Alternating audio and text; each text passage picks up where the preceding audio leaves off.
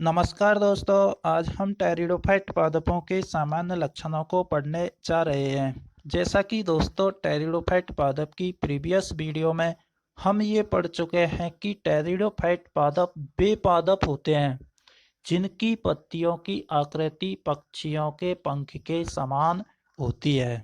इन pteridophyte पादपों को भिन्न भिन्न नामों से भी जाना जाता है, जैसे कि वेस्कुलर क्रप्टोगैम्स या फर्स्ट सक्सेसफुल टेरिस्टली प्लांट भी कहते हैं, रेप्टाइल्स ऑफ प्लांट किंगडम या सीडलेस वेस्कुलर क्रप्टोगैम्स आदि भिन्न भिन्न नामों से इनको जाना जाता है। इन पादपों के जीवन चक्र डिप्लोहैप्लॉन्टिक टाइप का पाया जाता है और इस लाइफ साइकिल की एकमात्र विशेषता होती है कि इसमें इंडिपेंडेंट अल्टरनेशन ऑफ जनरेशन पाया जाता है। आदि इन पादपों की सामान्य जानकारी को हम पहले पढ़ चुके हैं। अब हम इन पादपों के सामान्य लक्षणों को पढ़ने जा रहे हैं, जिसमें सबसे पहले टेरिडोफाइट पादपों की उत्पत्ति के बारे में पढ़ रहे हैं कि इन पादपों की उत्पत्ति कब, कैसे और कहां से हुई है।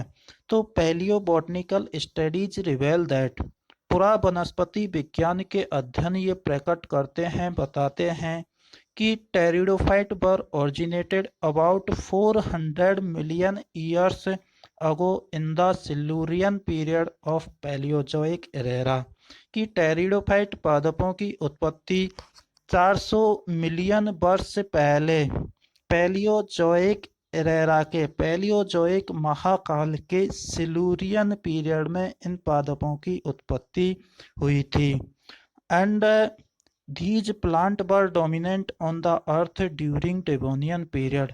लेकिन ये पृथ्वी पर प्रमुख वनस्पति के रूप में डेवोनियन पीरियड में उपस्थित थे।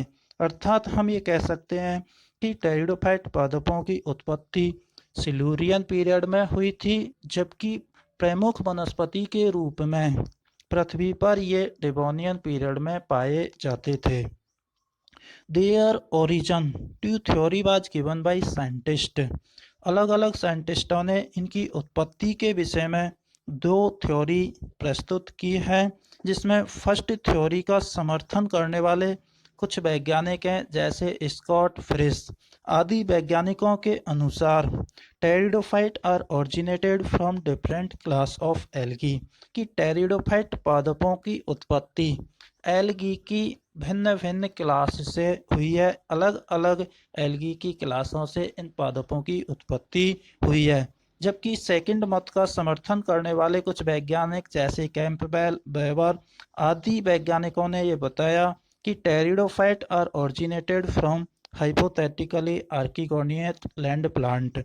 कि टेरिडोफाइट पादपों की उत्पत्ति काल्पनिक स्त्रीधानी युक्त स्थलीय पादपों से हुई है। नेक्स्ट करेक्टर है डिस्ट्रीब्यूशन, वितरण। कि ये पादप कहाँ कहाँ पर पाए जाते हैं, कहाँ कहाँ ये वितरित हैं। तो there are about 12,000 species of pteridophyte occurs in the world flora. World के फ्लोरा में, वनस्पति जात में इन पादपों की लगभग 12,000 स्पीसीज पाई जाती हैं। 12,000 जातियाँ इनकी उपस्थित हैं। Of which 1,000 species into 70 families and 192 genera occurs in the different part of India. इन 12,000 जातियों में से 70 फैमिली, 192 वंश और 1,000 स्पीसीज भारत के विभिन्न विभिन्न भागों में पाई जाती हैं। और ये भारत के विभिन्न भाग कुछ इस प्रकार हैं। Which are occurs in Himalayas, भारत के हिमालय पर्वत जो कि भारत में उत्तर से पूर्वी भाग तक फैला हुआ है, तो हिमालय पर्वत पर पाई जाती है। गंगाटिक प्लेन्स, गंगा नदी के मैदानी क्षेत्रों में। थार डेजर्ट जो कि भारत का पश्चिमी भाग है, तो थार डेजर्ट में पाई जाती है। एंड ईस्टर्न एंड वेस्टर्न घाट, पूर्वी और पश्चिमी घाट, ये वे स्थान है जहाँ पर टेरिडोफाइट पादपों की मैक्सिमम नंबर उपस्थित होती है। अत्यधिक संख्या में ये पादप पाए जाते हैं। नेक्स्ट करेक्टर है हैबिटेट, सो आवास।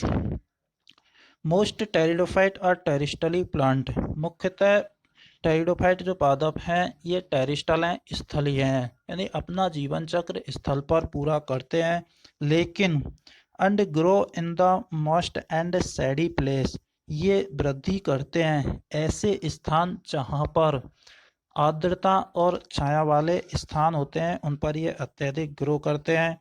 वाइल यानी जबकि कुछ जातियाँ ऐसी हैं जो कि आर एक्वाटिक, जीरोफाइटिक एंड हेलोफाइटिक, जैसे कि कुछ जातियां जल में अपना जीवन चक्र पूरा करती हैं, जीरोफाइटिक मरुस्थल में भी पाई जाती हैं, हेलोफिटिक यानी सॉल्टी रीजन वाले क्षेत्र हैं उनमें ये उगती हैं। एग्जाम्पल की यदि हम बात करें तो ये एग्जाम्पल पे डायग्राम दर्शाए गए हैं जिससे कि आप इन प्लांटों को देख करके आइडेंटिफाई कर सकें। फर्स्ट है टेरिस्टली प्लांट, स्थलीय पादप जो कि स्थल पर उगते हैं, इसका उदाहरण है टेरिस एंड ड्रायोप्टेरिस है। सेकंड है एक्वाटिक प्लांट जो जल में अपना जीवन चक्र पूरा करते हैं, उदाहरण है इसमें एजोला, मोर्सिलिया, साल्विनिया, आइसोइट्स आदि पादप जल में अपना जीवन चक्र पूरा करते हैं। थर्ड स्थान पर है जीरोफाइटिक प्लांट जो मरुस्थल में अपना जीवन चक्र पूरा करते हैं जहाँ पर वाटर की कमी होती है, उदाहरण है स्लेजिनेला। और फोर्थ है हेलोफाइट्स, यानी वे प्लांट जो सॉल्टी एरिया में पाए जाते हैं जहाँ साल्ट की मात्रा ज़्यादा होती है, ऐसे पादपों को हेलोफाइट्स कहते हैं। तो हेलोफाइट्स पादपों के उदाहरण के रूप में है यहाँ पर एक्रोस्कैटजम प्लांट है, ये हेलोफिटिक प्लांट है। नेक्स्ट है हैबिट, स्वभाव, यानी किस प्रकार की नेचर के ये पादप होते हैं। तो pteridophyte show much variation in size, shape and form, pteridophyte पादपों की आकार, आकृति और रूप में अत्यधिक विभिन्नता पाई जाती है। Which most of the annually and herbaceous plant, जिसमें अधिकांश पादप वार्षिक और शाखीय पादप हैं।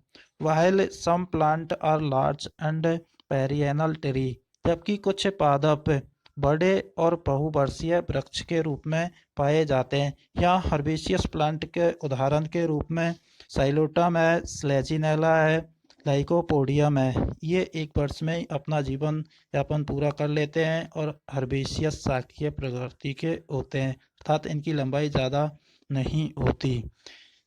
सेकंड है पेरिएनल ट्री के जो उदाहरण है इसमें एंजियोप्टेरिस है, एल्सोफिला, ये पादप कई वर्षों तक अपना जीवन चक्र पूरा करते हैं और अत्यधिक बड़ी साइज के होते हैं। नेक्स्ट करेक्टर है लाइफ साइकिल इन टेरिडोफाइट, टेरिडोफाइटों का संपूर्ण जीवन चक्र कैसा होता है। तो pteridophyte plant complete their life cycle in two heteromorphic phase, pteridophyte पादप अपना संपूर्ण जीवन चक्र दो विषम रूपी अवस्थाओं में पूर्ण करते हैं। हेटेरोमॉर्फिक फेज का अर्थ होता है कि दोनों जो अवस्थाएं होती हैं, फेज जो होती हैं, ये आकार में एक दूसरे से भिन्न भिन्न होती हैं। फर्स्ट जो फेज है ये डोमिनेंट के रूप में स्पोरोफाइट फेज होती है, बीजाणुद्भिद होती है और ये बीजाणुद्भिद अवस्था द्विगुणित होती है। बी सेकंड जो अवस्था है वो गैमेटोफाइट फेज होती है, यह अवस्था अगुणित होती है। पुनः मैं बात कर रहा हूँ first stage dominant sporophyte phase की। तो स्पोरोफाइट फेज में sporophyte plant body is differentiated into root, stem and leaf, इन पादपों का स्पोरोफाइट जो प्लांट होता है ये सत्य रूप से जड़, तना और पत्तियों में विभेदित होता है। फर्स्ट है इसमें रूट है, रूट आर एडवेंटिटस इन नेचर, इन पादपों की जो जड़ होती है वो प्रकृति में, नेचर में एडवेंटिटस टाइप की होती है। एडवेंटिटस टाइप का अर्थ है कि ऐसी जड़ें जिनकी उत्पत्ति मूलांकुर से न होकर पादप के किसी अन्य भाग से होती है, ऐसी जड़ों को हम एडवेंटिटस जड़ें कहते हैं। इन जड़ों में दो प्रकार का ब्रांचिंग पैटर्न पाया जाता है, यानी शाखन जो होता है ये दो प्रकार का होता है, एक मोनोपोडियल और सेकंड जो होता है डिक्टोमस प्रकार का होता है। मोनोपोडियल से अर्थ है कि एक सिंगल मुख्य अक्ष का अपवर्ड वृद्धि मुख्य अक्ष के शीर्ष बिंदु से अपवर्ड दिशा में वृद्धि, जिसके दौरान पत्ती व पुष्प उत्पन्न होते हैं।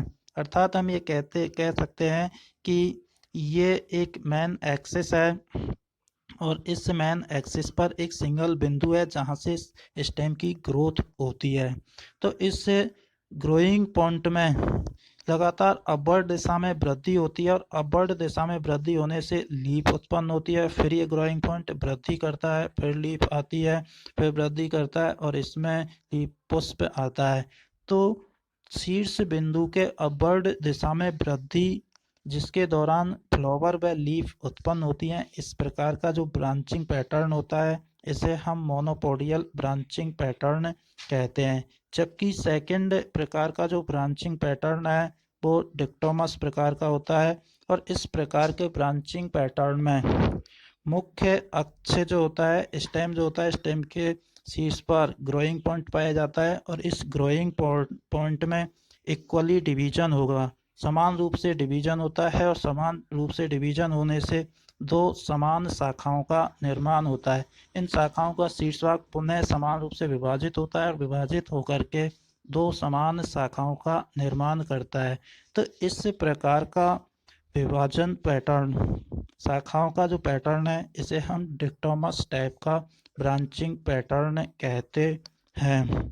टेरिडोफाइट पादपों में जड़ जो होती है, प्राइमरी जड़ एपीमेरल होती है, अल्पकालिक होती है, शॉर्ट लाइव होती है, अल्प समय के लिए जीवन यापन करती है and they are immediately replaced by adventitious root, और इस प्राइमरी रूट को जल्दी से एडवेंटिटस जड़ों के द्वारा रिप्लेस कर दिया जाता है।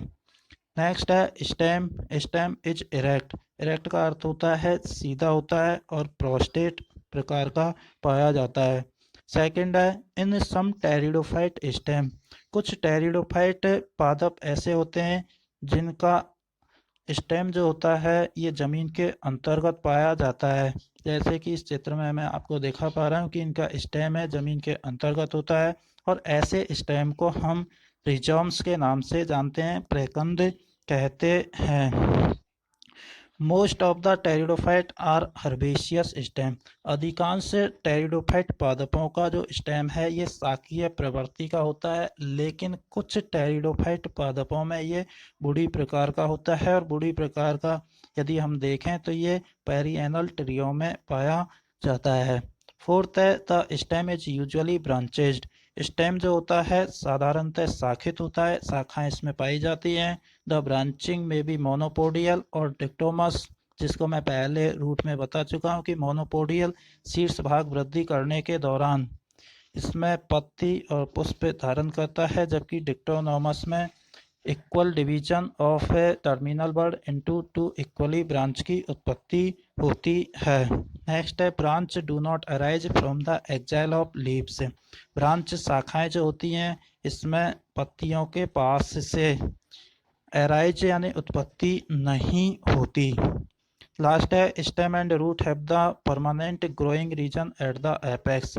स्टेम और रूट के शीर्ष भाग पर जो वृद्धि बिंदु पाया जाता है ये वृद्धि बिंदु परमानेंट होता है, यानी लगातार ग्रोइंग करने वाला रीजन होता है। नेक्स्ट है लीफ। पत्तियां में भी स्मॉल एंड थिन। पत्ती जो होती हैं साइज में छोटी होती हैं, पतली होती हैं। Based on the size 3 types of leaves are found in pteridophyte. आकार के आधार पर ये पत्तियां 3 प्रकार की होती है। फर्स्ट है स्केल लीव्स, स्मॉल माइन्यूट। ये आकार में बहुत छोटी होती हैं और इनकी आकृति स्केल सल्कों के समान होती है, इसलिए इसे नाम दिया है स्केल लीव्स। उदाहरण है इक्विसीटम, जैसा कि मैं आपको इस चित्र में दिखा पा रहा हूँ कि ये स्केल लीव्स पाई जाती हैं। उदाहरण है इक्विसीटम। सेकंड है स्मॉल सेसाइल लीव्स। लीव्स जो होती हैं आकार में छोटी होती हैं, विदाउट लीफ स्टैक या पीटियोल। इनमें लीफ स्टैक अनुपस्थित होता है। लीफ स्टैक या वृंत वह भाग है जो कि पत्ती को पादप में स्टेम से जोड़ने का कार्य करता है। इसे हम पीटियोल कहते हैं और ये पीटियोल अनुपस्थित होता है। जैसे कि ये स्टेम है और स्टेम में ये लीफ लगी हुई है, लीफ का ये लेमाइना है और इस लेमाइना और स्टेम से जुड़े हुए का मध्य भाग पीटियोल कहलाता है। इसमें उदाहरण है लाइकोपोडियम, स्लेजिनेला। थर्ड जो प्रकार है लार्ज पीटियोलेट कंपाउंड लीव्स है। लार्ज पीटियोलेट यानी पीटियोल इनमें उपस्थित होता है। कंपाउंड का अर्थ है कि ऐसी पत्ती जिसमें ब्लेड या लीफ लेमाइना मिड रिब तक डिवाइडेड होता है, ऐसी पत्ती को हम कंपाउंड लीफ कहते हैं। तो थर्ड प्रकार की जो लीफ हैं पीटियोलेट होती हैं, कंपाउंड होती हैं, अकर्स इन ट्यूब फर्न और ये सत्य फर्नों में पाई जाती है। उदाहरण है इसमें एडियंटम एंड टेरेस। नेक्स्ट है इन फर्न्स, कुछ फर्नों में young leaves show circinate venation. कुछ फर्नों में जो पत्तियां होती हैं सर्सिनेट वेनेशन शो करती हैं। सर्सिनेट वेनेशन का अर्थ है कि young leaves curved inward. Young leaves जो होती है ये अंदर की तरफ इनरोल्ड हो जाती है, फोल्डिंग कर लेती है। ऐसी पत्तियों को हम सर्सिनेट वेनेशन कहते हैं, जो कि फाउंड इन हाइगा टेरिडोफाइट में पाई जाती हैं। नेक्स्ट करेक्टर है base on the internal structure and size of the leaf. पत्तियों की आंतरिक संरचना और आकृति के आधार पर टेरिडोफाइट पादपों को दो ग्रुप्स में क्लासिफाई किया है। फर्स्ट है माइक्रोफिलस टेरिडोफाइट। जैसा कि नाम से स्पष्ट है, माइक्रो का अर्थ होता है छोटा, फिलस का अर्थ होता है पत्ती, छोटी पत्तियों वाले टेरिडोफाइट। तो इसमें stem is larger and leaves are smaller and simple. यानी इन पादपों में स्टेम जो होता है ये पत्तियों की तुलना में बड़ा होता है। पत्तियां साइज में छोटी होती हैं, सिंपल होती हैं, जबकि इनकी तुलना में स्टेम आकार में बड़ा होता है। Leaves possess a single vein at the middle region. पत्तियों के मध्य भाग में ओनली एक ही सिरा उपस्थित होती है। जैसे ये लीव्स है और इस लीव्स में केवल एक ही सिरा पाई जाती है। No leaf gap formation in stem. Stem में लीफ गैप नहीं पाए जाते। पादप लीफ गैप पादप के स्टेम में पाए जाने वाला वह स्पेस होता है जिसमें से लीफ की वृद्धि होती है। ये स्टेम है और स्टेम में के मध्य में पाए जाने वाला वह क्षेत्र जहाँ से लीफ ग्रो करती है, इस स्पेस को हम कहते हैं लीफ गैप। तो लीफ गैप का निर्माण इन पत्तियों में नहीं होता। No tissue differentiation in leaf. Leaf जो पत्तियां होती हैं इनमें टिश्यूओं का विभेदन नहीं पाया जाता, अर्थात यहाँ पर मीजोफिल जो होता है पैलिसाड स्पंजी ऊतकों में विभेदित नहीं होता। ऐसे पादपों के उदाहरण है लाइकोपोडियम, स्लेजिनेला। नेक्स्ट है मैक्रोफिलस टेरिडोफाइट। मैक्रो का अर्थ है बड़ी, फिलस का अर्थ होता है पत्ती वाले टेरिडोफाइट पादप। इन पादपों में स्टेम इज स्मॉलर। स्टेम जो होता है ये छोटा होता है and leaves are larger. Stem size में छोटा होता है, किसकी तुलना में? पत्तियों की तुलना में। लीव्स आर लार्जर होती हैं एंड कंपाउंड संयुक्त प्रकार की पाई जाती हैं। पेनेशन इज कॉम्प्लेक्स। सिरा विन्यास जो होता है ये जटिल प्रकार का पाया जाता है। सिराएं जो होती हैं ये जटिल प्रकार की होती हैं। Mesophyll is differentiated into palisade and spongy tissue. Mesophyll ऊतक जो होता है ये पैलिसाड और स्पंजी टिश्यूओं में विभेदित होता है। They form prominent leaf gap in the steel of the stem. और ये जो पत्तियां होती हैं इनमें लीफ गैप पाए जाते हैं in the steel of stem. Stem के स्टील वाले रीजन में लीफ गैप उपस्थित होते हैं। उदाहरण है इसका टेरेस। लीव्स जो होती हैं, leaves and stem also possess many trichomes या एयर। लीव्स और पत्तियों पर अनेक छोटे हेयर लाइक स्ट्रक्चर पाई जाती है जिन्हें हम हेयर या ट्राइकोम्स कहते हैं। तो ये ट्राइकोम्स लीव्स और स्टेम दोनों पर ही पाए जाते हैं। Stomata are present and they are distributed on both upper and lower surface of the leaves.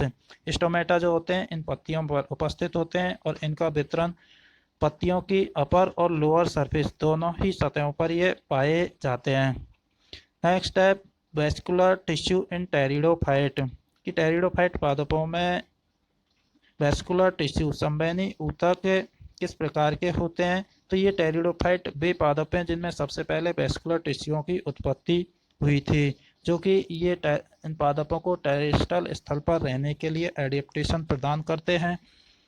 इनके कैरेक्टर्स हैं कि वेस्कुलर टिश्यू और well developed in pteridophyte. Pteridophyte पादपों में जो संवहनी ऊतक होते हैं ये अच्छे विकसित पाए जाते हैं। Root and stem possess well developed vascular system composed of xylem and phloem. Pteridophyte पादपों की जड़ और तने में अच्छे विकसित वेस्कुलर सिस्टम पाया जाता है जो कि जाइलम और फ्लोएम से बना होता है। The xylem chiefly composed of tracheids and very few parenchyma. Xylem का जो निर्माण होता है ये ट्रैकियार्ड्स और कुछ पैरेन्काइमा कोशिकाओं से होता है, जबकि phloem is made up of sieve cells and phloem parenchyma. Phloem का जो निर्माण है ये चालनी कोशिका व पैरेन्काइमा कोशिकाओं से मिलकर के होता है। Vascular structure are commonly called stele. Vascular संरचना को सामान्य रूप से हम स्टील कहते हैं और स्टील का अर्थ है कि रूट व स्टेम का वह केंद्रीय भाग जिसके ऊतक जाइलम और फ्लोएम प्रोकैम्बियम से डेराइव्ड होते हैं उसे हम स्टील कहते हैं। It may be different types. ये स्टील जो होती है टेरिडोफाइट पादपों में अलग अलग प्रकार की पाई जाती है। Protostele, siphonostele, dictyostele, polystele. इसके बारे में डिस्क्राइब हम पृथक से बात करेंगे। लास्ट करेक्टर है cambium is absent in the vascular tissue. एधा जो होती है इन पादपों के वेस्कुलर टिश्यू में अनुपस्थित होती है। Hence they do not show secondary growth. इसलिए ये पादप सेकेंडरी ग्रोथ शो नहीं करते या सेकेंडरी ग्रोथ इनमें नहीं पाई जाती है। लेकिन इन पादपों का एक एक्सेप्शन है, आइसोइट्स प्लांट जो होता है ये सेकेंडरी ग्रोथ शो करता है। रिप्रोडक्टिव कैरेक्टर्सों के बारे में हम नेक्स्ट वीडियो में बात करेंगे। Thank you very much.